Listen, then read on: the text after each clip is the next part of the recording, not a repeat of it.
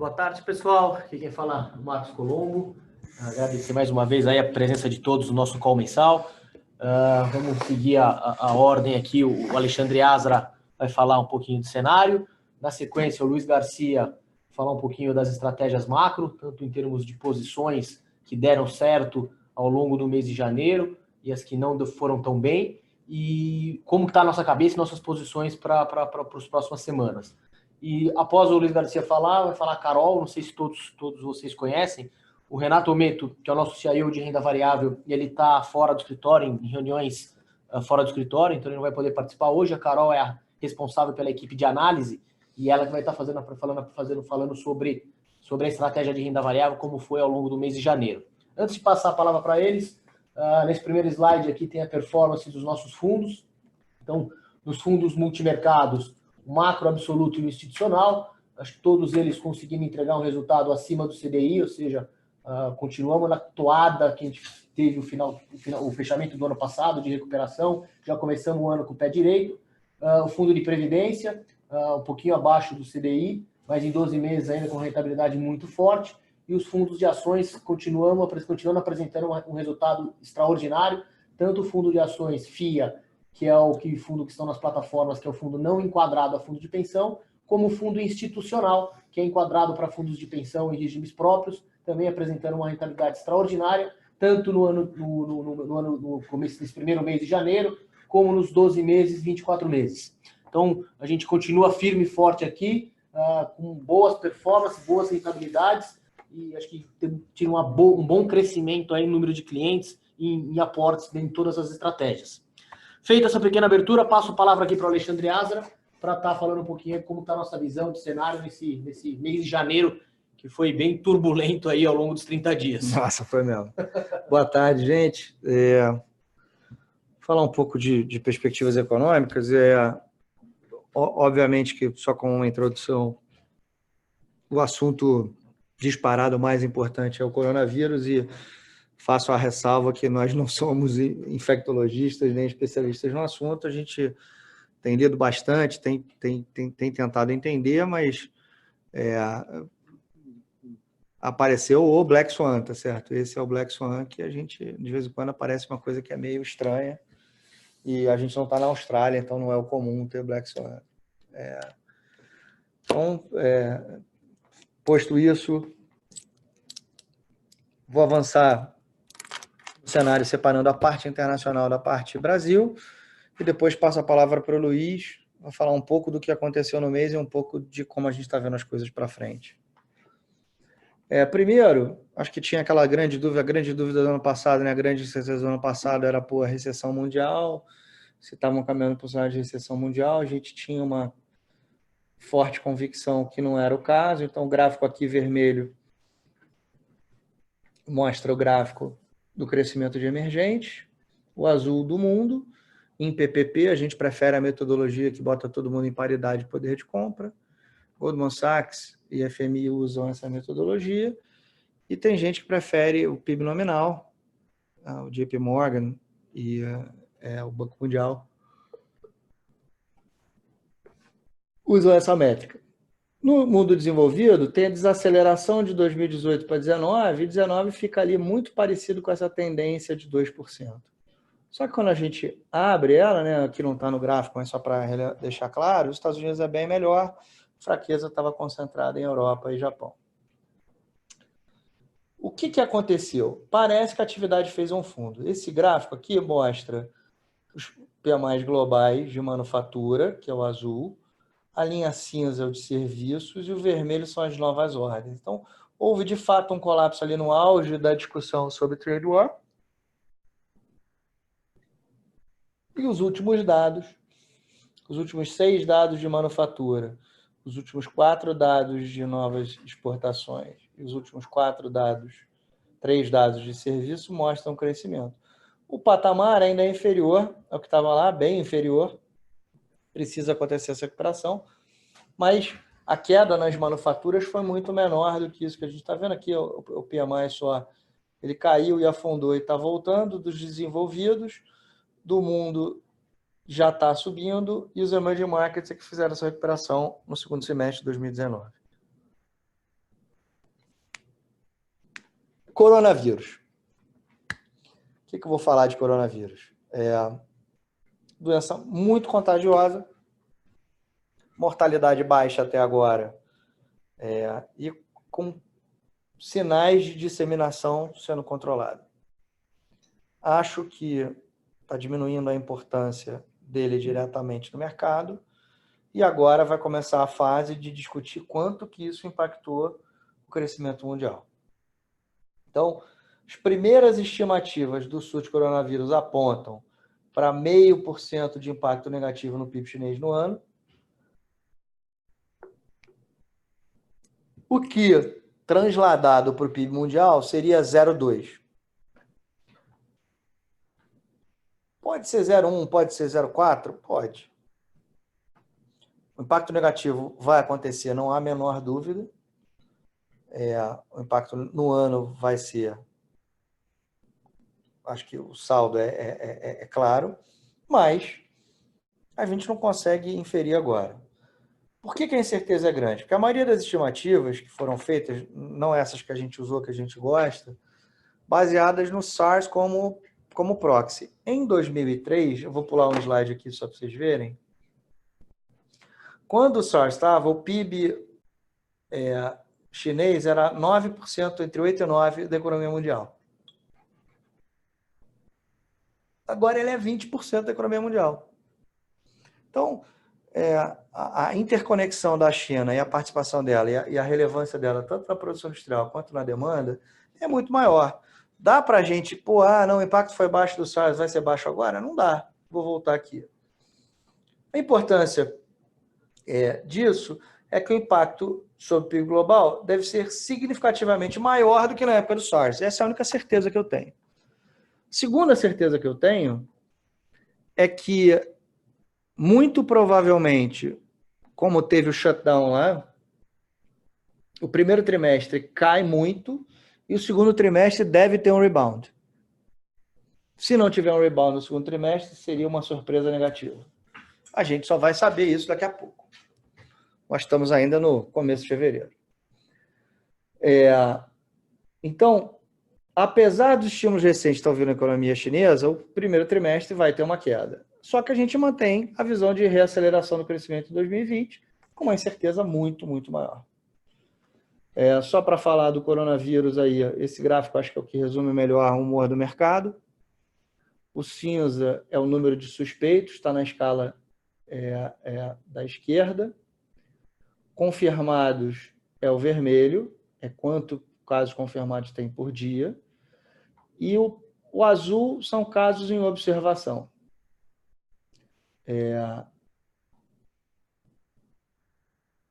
Os em observação não são todos suspeitos.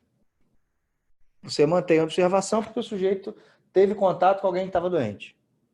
Só que o número de suspeição caiu muito, o que provavelmente sugere que em algum momento no tempo vai haver uma redução dos casos confirmados. Por enquanto, ainda não aconteceu. Está muito concentrado em Wuhan, estamos esperando. Esse é um primeiro sinal aqui. Mudando agora para a inflação americana. Se não tivesse tido coronavírus, acho que a discussão que o mundo estaria tendo agora era qual é a postura do Fed. O mercado precifica 2 quedas esse ano, né? Isso, Luiz, e uma para o ano que vem, ou quase uma para o ano que vem, de juros no Fed. A gente acha que ele não sobe juros tão cedo, nem no final do ano que vem. Por quê? Não sei se cai, acho que não. Porque a inflação está muito baixa. Então, o PCI, que é a métrica que eles têm usado, tem flutuado ao redor de 1,60, entre 1,60 e 1,65, nos últimos 7 anos. Então, a banda de flutuação do PCI é entre 1,30 e 2,10. A inflação precisaria, do meu modo de entender, com a discussão que o Fed está tendo sobre o novo framework, ficar pelo menos em 2% para eles subirem. Enquanto a inflação não ficar consistentemente, não lá bater. Esse triângulo aí é a inflação em 3 meses. O cinza é a inflação em 6 meses e o azul é a inflação em 12 meses.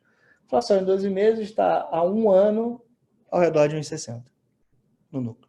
Isso aqui tem que subir. Se não subir, o Fed não sobe. Comparando aqui, a grande distância sobre quando tem inflação de 2 é o Healthcare Services. Como ele pesa 17%, está 2% de diferença, dá 0,3, exatamente 1,7 para 2 que a gente está discutindo. Então, Healthcare Services tem que subir. Só que, olha a diferença entre o CPI e o Core PCE. O CPI está rolando lá 2,25, já era uma inflação normal. Se fosse a distância natural de 25, era para o PCE estar 2. E o PCE está rodando 1,60. Por que abriu a boca de jacaré entre os dois? Abriu a boca de jacaré porque é o gráfico laranja o que está no PCE de Healthcare. Healthcare está subindo no CPI. Mas no PCE, que é o verde, não sobe. Eles andavam razoavelmente juntos aqui entre 2000 e 2008. Depois que veio o Obamacare, no PCE só caiu durante um tempo no CPI, e depois tem oscilado bastante no CPI e não se mexe no PCE. Subiu um pouco, vai. Subiu de meio aqui, mas passou um período aqui, está rodando numa faixa de 1,5 a 2. Enquanto isso não subir, a gente não acha que tem, então por isso o Fed fica tranquilo. E se você pensar aqui, qual é a diferença? Quantos por cento da diferença entre o healthcare e o peso, que é a diferença de ponderação entre CPI e PCE? Então, o grosso da diferença deles, 0,6 tem sido o efeito do healthcare e 0,10 a diferença de ponderação. Então, tá bom. Se o healthcare services estivesse exatamente igual ao do PCI, ao do CPI, desculpe, a inflação americana hoje estaria em 2,10 no PCI. Então, se o PCI não se mexer, o Fed não se mexe. E o que eles estão falando? Pior, não é que é 2, é que parece que tem uma discussão no Fed caminhando para ser divulgado em junho, eles vão mirar acima de 2. Por quê? Se eu quero a inflação de 2 na média, ela tem que passar um tempo acima e um tempo abaixo. Se o framework for esse, ainda é mais dovish para o juro nos Estados Unidos. Então, essa é a diferença básica entre o qual que a gente teve até setembro, dezembro, do ano passado, 2018, né? Que em fevereiro, março, a gente viu que o Fed estava mudando, né? De vez. E por que o Fed não volta à normalização? Porque a inflação não volta ao que ele está dizendo que é normal. E essa é a condição necessária para isso. O segundo assunto, que eu acho que é muito relevante nos Estados Unidos, é a eleição americana. O Perdigão, que é o nosso portfólio manager que cobre o G3, acha que o mercado está precificando muito mal a possibilidade do Bernie Sanders ou da Warren serem os candidatos indicados. Eu acho que se os radicais de esquerda forem indicados, o Trump ganha a eleição mais fácil ainda. Mas, se não for este o caso e eles ganharem nos votos, eles parece que ganham, nas pesquisas que a gente olha até agora, está muito longe, fica a impressão que pode ter um cara meio maluco, e aí mais maluco que o Trump, porque ele estragaria a economia, tipo Sanders ou a Warren como presidente dos Estados Unidos. E aí a gente pode estar falando de uma política fiscal muito ruim e uma queda da Bolsa significativa. Eu acho que o cenário mais provável é uma vitória do Trump, seja qual for o candidato. Mas quanto pior for o candidato democrata, maior surpresa. Se for o Buttigieg ou o Biden ou o Bloomberg, eu fico tranquilo. Se for Bernie Sanders ou Warren, eu e o mercado vamos ficar desconfortáveis ainda.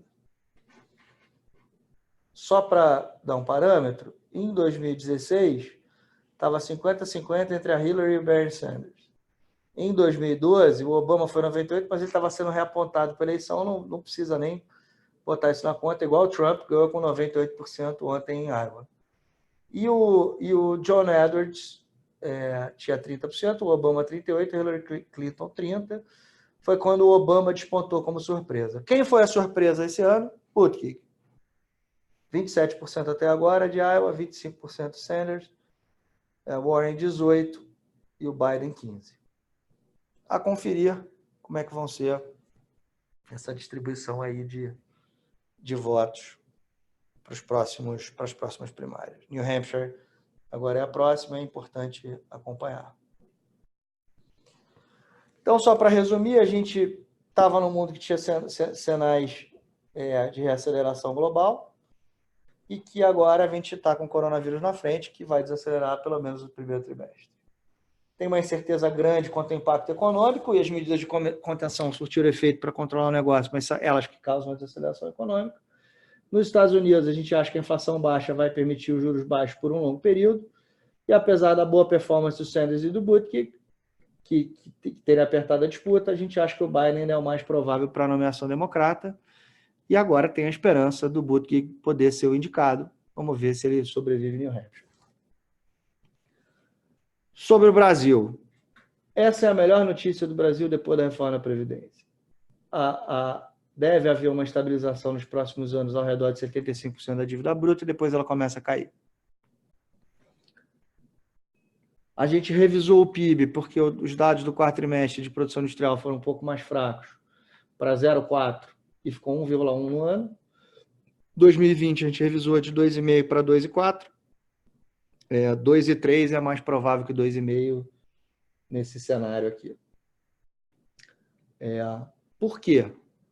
Porque a gente tem uma incerteza maior no mundo. Eu não estou botando nenhum grande impacto de desaceleração mundial aqui, porque vai no quarto trimestre, afeta a China e volta. Desculpa, vai no primeiro trimestre, afeta a China e volta no resto. É o que a gente consegue ler melhor hoje.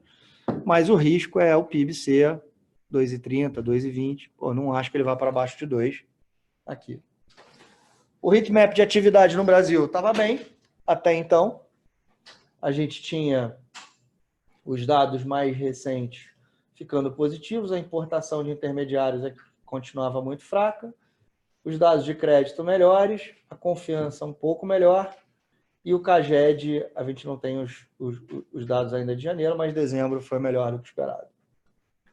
Quando a gente olha as condições financeiras, medida do Banco Central está melhor, está na posição mais estimulativo de muito tempo. As pesquisas de confiança todas subindo, com destaque para o crescimento da indústria nos últimos 2 meses e a construção também, melhores. A massa salarial real está crescendo na faixa de 4% a 5% nos últimos 3 meses analisados. O crédito, pessoa física, tem crescido bastante. E o crédito mercado de capitais, que é mais o crédito PJ, também está crescendo, não com a mesma velocidade, mas também é positivo. E, apesar disso tudo, atividade que está um pouquinho melhor, crédito melhor, a inflação está super baixa. Note que a gente revisou a inflação do ano para 3%, de 3,5%. Por quê? Porque carne veio muito mais fraco, e está com cara que vai ficar muito mais fraco que a gente estava imaginando. Fora carnes, a inflação é ao redor de 3,5%. Quanto foi ano passado sem carnes? 3,1, 3,2. Então, a gente tem uma ligeira aceleração dos núcleos de inflação, mas com uma inflação muito baixa e longe da meta. Mesmo para 2020, que tem uma meta de 4, os nossos núcleos vão ficar ali ao redor de 3,5. E para o outro ano, que a meta é 3,75, para o outro ano, que a meta é 3,75, a gente acha que a inflação deve ficar muito próxima da meta, com esse mais um corte do Banco Central e uma normalização gradual a partir de meados do ano que vem. A má notícia, e vou terminar aqui, fica por conta do balanço de pagamentos. Quando a gente olha o que aconteceu no último ano, a gente teve remessa de brasileiros para fora para comprar ativos lá de fora, para fazer investimento lá fora, e a gente recomprou um pouco de dívida. Esses 3 efeitos, mais uma piora de 15 bi na balança comercial, geraram uma saída líquida de 40 bilhões de dólares no balanço de pagamentos brasileiro, nesse ano. A gente tem reserva suficiente, o Banco Central poderia vender isso. Não fez. Vendeu uma parte de reservas e cancelando ativos cambiais que ele já tinha. Então, a dívida, o passivo de ativos cambiais do Banco Central é exatamente o mesmo. A gente acha que tem até um caso para fazer uma venda, mas o Banco Central não parece ser interessado para isso. O que dá para dizer é que esse juro menor gera, sim, um câmbio mais depreciado. Uma parte desse fenômeno é temporário, então ela não muda tanto o nosso câmbio de equilíbrio, mas o câmbio de equilíbrio no Brasil, para este ano, deve ser mais alto do que o do longo prazo. Exatamente porque esse processo ainda não acabou. Estamos investigando e pesquisando mais, mas os sinais não são muito animadores. Com isso aí eu passo a palavra para o Luiz. Desculpa, só para falar que hoje não podia esquecer, mas bom, o cupom de hoje a gente acha que é 0,25 e que eles deixam a porta sempre cerrada. O que é a porta sempre cerrada? Não é fechada, que não tem, mas com sarrafo mais alto para fazer um segundo corte de 25. A gente acha que deveria fazer até mais, mas a sinalização do Banco Central é que aponta a gente para esse call. É isso. Aí, Luiz.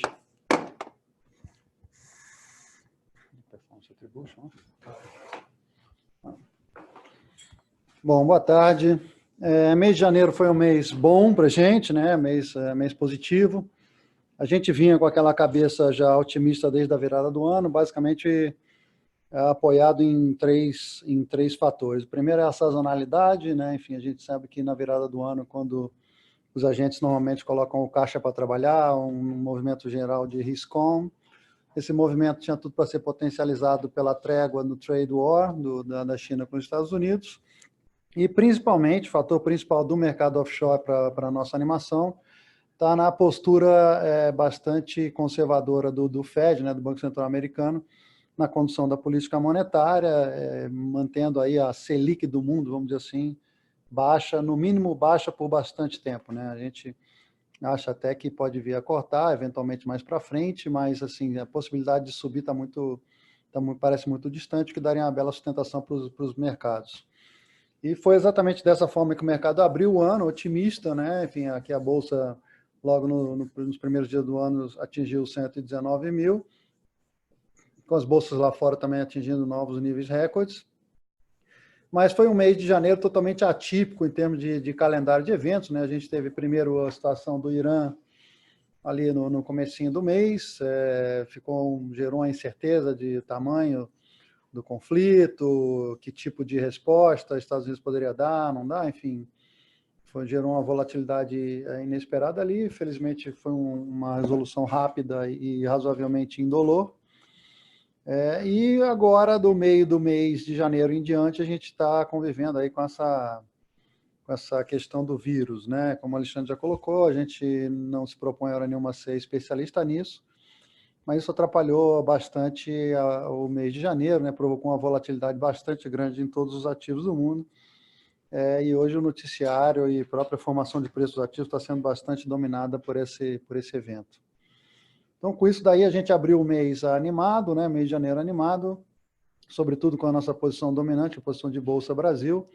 A Bolsa acabou o mês 0-0, mas a gente conseguiu extrair valor aí no stock picking e também no timing, né? A gente montou estruturas aí que beneficiaram para a gente, sobretudo no vencimento do mercado de opções de Bovespa do mês de janeiro. Então, para a gente foi um mês bom na Bolsa, bastante bom.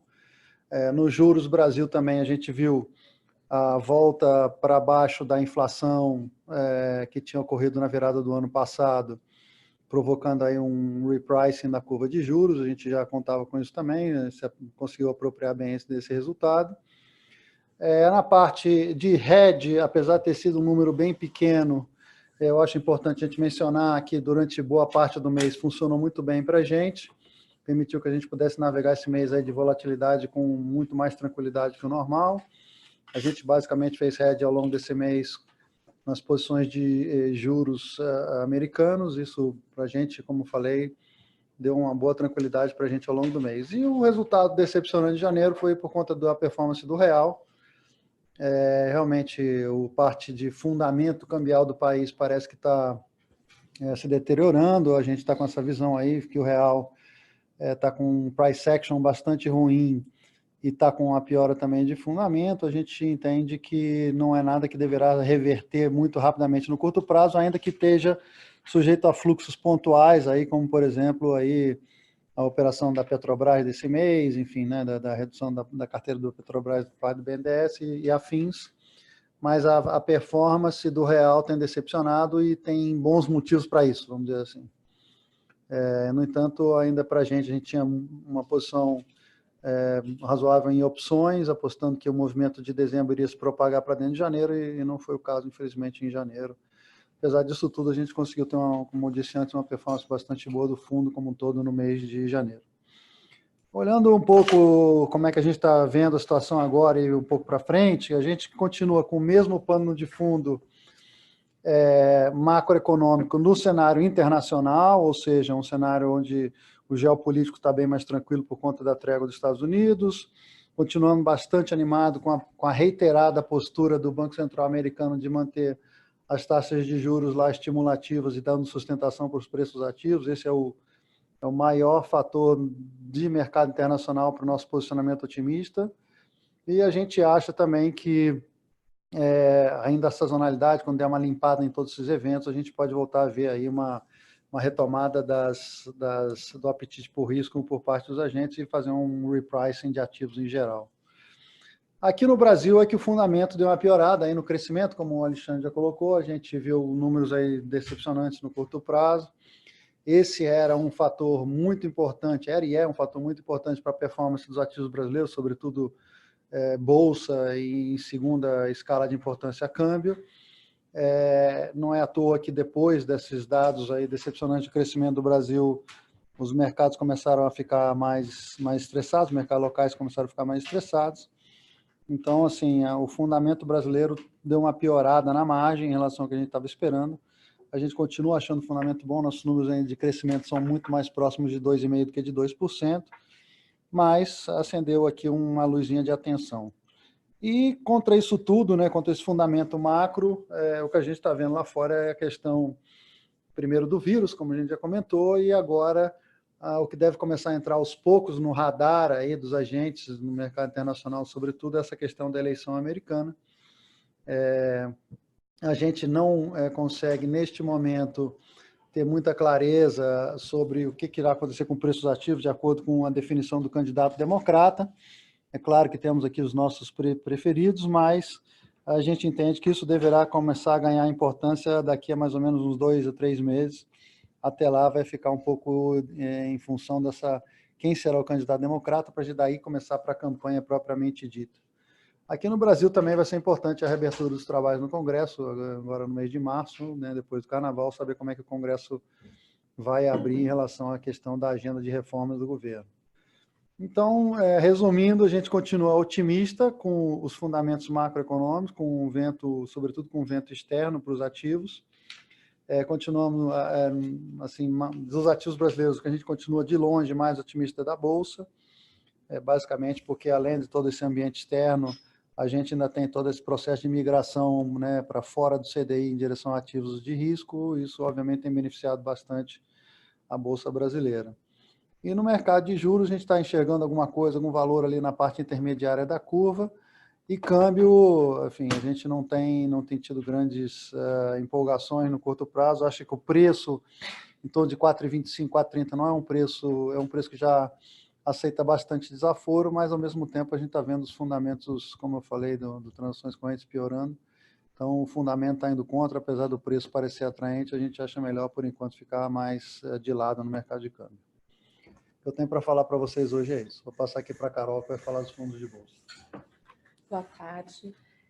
Falando um pouquinho dos fundos de bolsa, esse mês a gente teve um mês bem positivo, apesar da bolsa ter caído aí 1,63 no mês, a gente teve uma performance de 7,70, gerando um alfa bem positivo. A gente continua com as mesmas posições, deixa eu só mudar aqui. A gente continua com as mesmas posições, Magazine Luiza, Intermédica, Ezetec, Petrobras, Gol, Natura e mais alguns outros.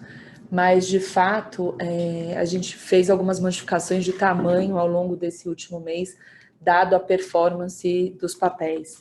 Quando a gente conversa um pouco da atribuição de performance do mês, a gente olha que o consumo discricionário, de fato, foi um setor bastante relevante para a gente, com as contribuições aí de Via Varejo, Magazine Luiza e Vivara, o que acaba que, para a gente, e Natura, na verdade, o que fez com que a gente também colocasse no bolso parte da posição, não porque a gente não acredita nelas mais, mas sim por uma redução normal de portfólio. Caso ela tenha uma realização, a gente volte a aumentar essas posições. Além disso, Ezetec também teve uma performance bem positiva, além de CPFL, que é uma posição que a gente carregava aí há bastante tempo, quase há mais de um ano. Desculpa. Vamos lá. Pensando aí no que é de potencial de valorização para o Ibovespa em si, ele já está 13 vezes, a gente acha que em momentos de mais otimismo, ela pode chegar a 14, 15 vezes, mas de qualquer maneira, quando a gente olha o nosso portfólio, a gente vê muito mais potencial de valorização, dado o que é formado, aonde as posições que a gente tem. Desculpa aqui.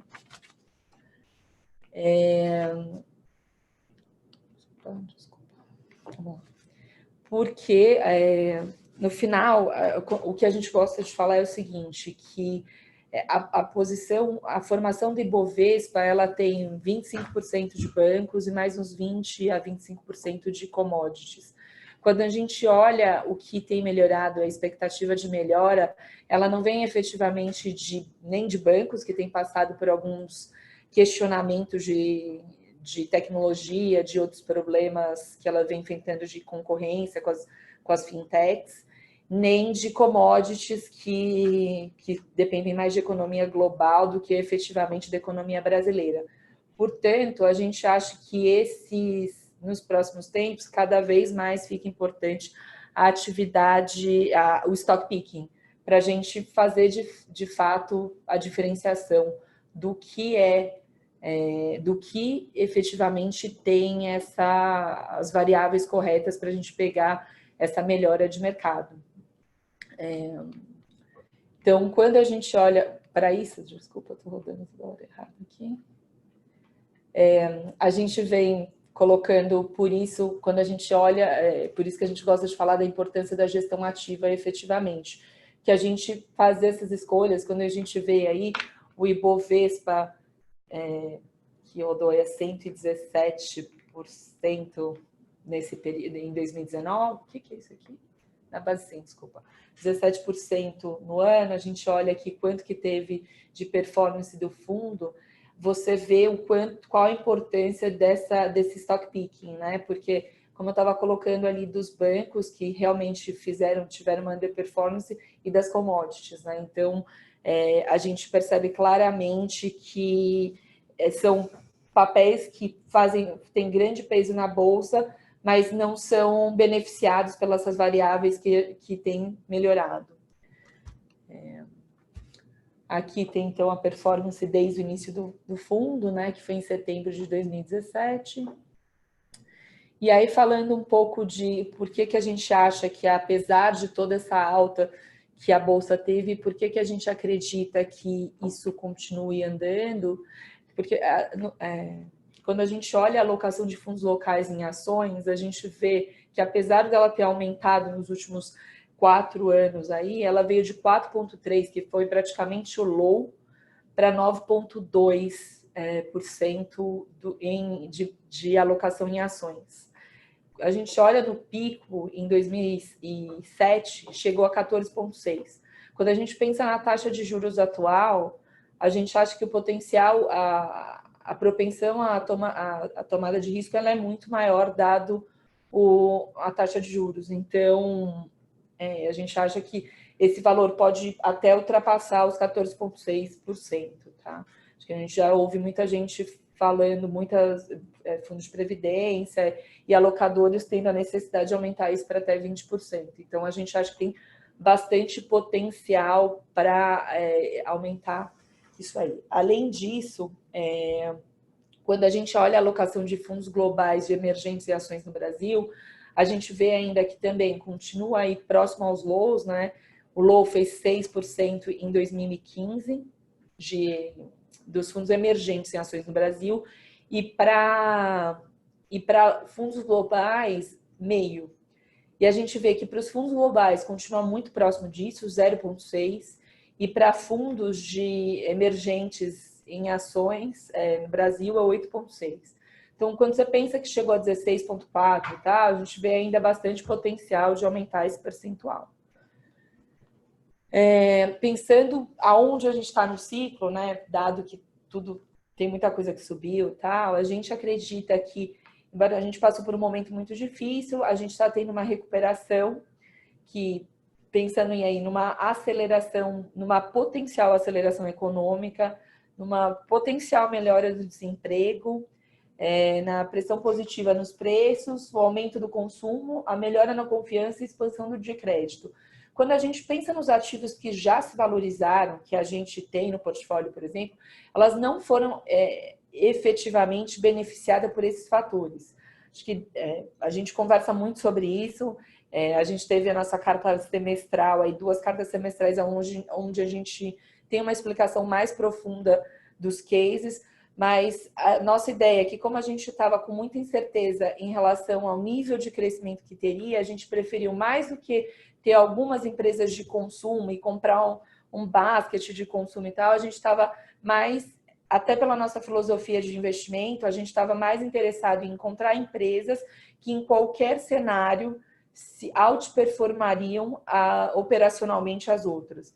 Com o quê? Com ganho, a partir de ganho de participação de mercado, efetivamente, de empresas que, independente do crescimento do PIB brasileiro, elas conseguiriam apresentar crescimento através de uso de tecnologia, conhecendo o cliente melhor e oferecendo produtos que o consumidor que o consumidor ainda não tinha. Então, isso é o caso de Magazine Luiza, isso é o caso de Intermédica, isso é o caso, Exetec menos, mas é mais atividade, mas dentro ainda de qualidade de uma empresa que talvez tivesse a incerteza ainda da melhora da atividade, mas que fosse uma empresa de qualidade que ia saber escolher os ativos certos para fazer lançamentos, os terrenos corretos e tudo mais. Então, a gente acha que os ativos que acabaram se beneficiando foram esses, e que agora tem vários outros que não tiveram esse ganho de share, que não tiveram esse ganho de performance, que ainda podem se beneficiar da melhora efetiva da economia. Então, com isso, quando a gente olha o upside ponderado por setor do nosso portfólio, a gente vê que ainda tem muito potencial, grande parte do potencial vem ainda de consumo discricionário, que no final das contas são as empresas de varejo e que estão relacionadas a consumo. Vê ainda em empresas financeiras, mas assim, aqui é muito voltado para empresas que têm tecnologia. Não, a gente não está falando dos grandes bancões, a gente tem muita coisa aqui falando de como o BTG, que, por exemplo, está voltando para o lado digital. São empresas que estão pensando à frente. E as commodities um pouco, pensando mais em Suzano, em papel e celulose, e energia Petrobras, e staples ainda falando um pouco de Natura e educação, desculpa. E aí, entre outros setores que a gente vê potencial de crescimento. Além disso, aí só queria comentar sobre o novo papel que a gente colocou no portfólio, que a gente estava olhando o Ânima há um tempinho, a gente já estava gostando, a gente quis comentar porque depois da carta que a gente escreveu, que a gente comentou lá, de alguns papéis, a gente falou de CPFL, e de novos papéis, a gente falou de Locamérica, CPFL e CPFL, principalmente.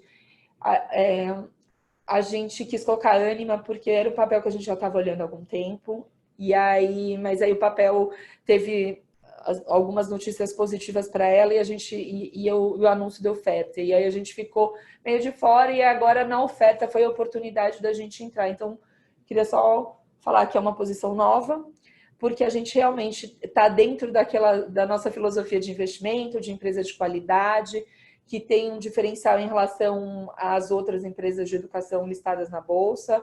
Ela estava com valuation atrativo, com bastante alavancagem de crescimento de margem. O crescimento de margem deve vir da maturação do modelo de ensino e cursos que eles já fizeram, então já está contratado essa melhora, além de um ecossistema de saúde muito forte e crescente que não está precificado no valuation atual. Além disso, agora, com essa oferta que eles fizeram, eles abriram a possibilidade de aquisições de players menores e nos nichos que tem grande complementariedade com o portfólio existente da companhia. Então, a gente acha que ela está dentro, assim, de novo, dentro das qualidades, com as qualidades que a gente gosta de ter no portfólio e com potencial de upside que a gente enxerga aí entre 20% a 40%, dependendo do cenário que a gente vê.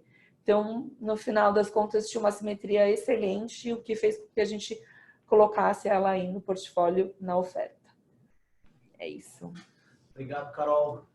Bom, pessoal, mais uma vez, gostaria de terminar nosso call aqui. Gostaria de agradecer a presença de todos, a participação. Falar que estamos 100% à disposição, o que vocês precisarem, termos de informação, caso tenha alguma dúvida, podem entrar em contato com a gente, nossos telefones, nossos e-mails, então estamos 100% à disposição. Mais uma vez, obrigado e até o nosso próximo call. Um abraço, tchau, tchau.